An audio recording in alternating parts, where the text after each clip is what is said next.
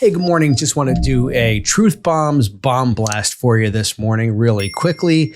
ADP came out with their monthly employment number this morning, and it was a surprise move. In fact, ADP reported that there were 32,000 jobs lost last month. Now, analysts were expecting 10K additions, and of course, last month, the report said that there were 47,000 jobs added, right? So we were expecting a second month of ads, though it was a small amount, 10K. And in fact, it lost, right? So we lost jobs last month. We lost 32K according to ADP. Let's take a step back in my famous form. Remember, ADP is a private number. We get it every single month. The ADP number is actually based on actual numbers, right? ADP is a payroll processor. They actually look through their records of tens of thousands of clients, and they look for job separations and job additions. They do the basic math. And that basic math basically has shown that from all their clients, and they're, I think, the largest out there, that there were actually job losses. Now, so that just means that the actual number, 32,000, doesn't mean something in the big picture, right? Because it's only based on their clients. However, what's important is the trend. And actually, if you've been following some of our videos, you would know that you shouldn't be surprised by this job loss. I want to talk to you about that for a little bit. But first, I want to remind you, if you like this type of content, click like and subscribe. We drop this stuff on you every day. Make sure you check back on our homepage often for these types of bomb blasts. Now, back to the numbers. We talked a lot in other videos and in our weekly recaps about the ADP NER Pulse.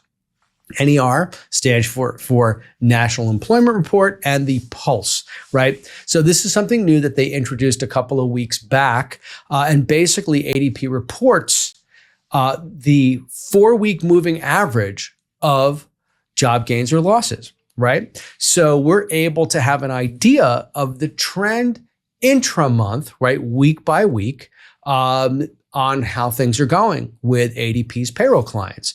And what we have witnessed is we had 3 weeks in a row of negative prints, right? So we had a negative print, we had a little bit better, but still negative print. And then we had a negative print again last week. That just shows you that on average, the moving average of 4 weeks, that there were job losses. So quite frankly, I was not surprised this morning when I saw ADP job losses. We talk about this pulse. This is the number to watch, folks. And this is the new number. It doesn't get a lot of headlines yet, but we talk about it often. And I'd like to believe that you heard it here first, but we watch it very, very carefully. Let's take another famous step back and recognize that, this really is continuing to send warning signs, warning signals about the strength of the labor market, right? The labor market and full employment is one half of the Fed's dual mandate. They only have two things that they got to worry about. That is inflation and full employment. Inflation, still sticky, but not crazy. Employment, kind of crumbling a little bit. So if you're wondering what the Fed's going to do next week in terms of their policy, I think more and more bets are going toward a 25 basis point rate cut. If you look at Fed funds futures and you look at overnight swap rates, you see that the market is expecting a 25 basis point cut as well. This really just supports that notion that the Fed will be cutting rates next week. Let's take a sidestep, not a step back. The premier report that everyone typically quotes is the monthly non-farm payrolls number. That's the official government number that comes from the Bureau of Labor Statistics. That's where they report once a month, the first Friday of each month, non-farm payrolls, additions or subtractions, and they also report the employment rate. Since the government has shut down, we have not been in receipt of said report.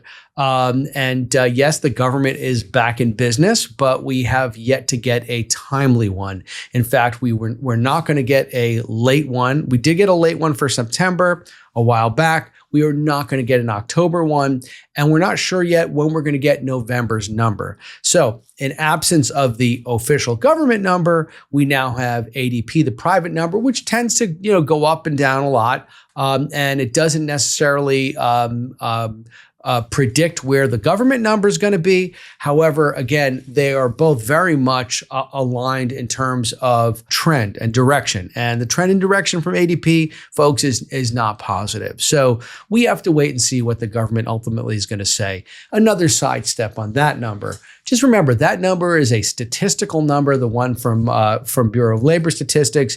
It is based on surveys, and it is based also on they're making a sort of a statistical prediction, right? And unfortunately, that number, and we covered this in some of our other videos, you should check those out on our homepage.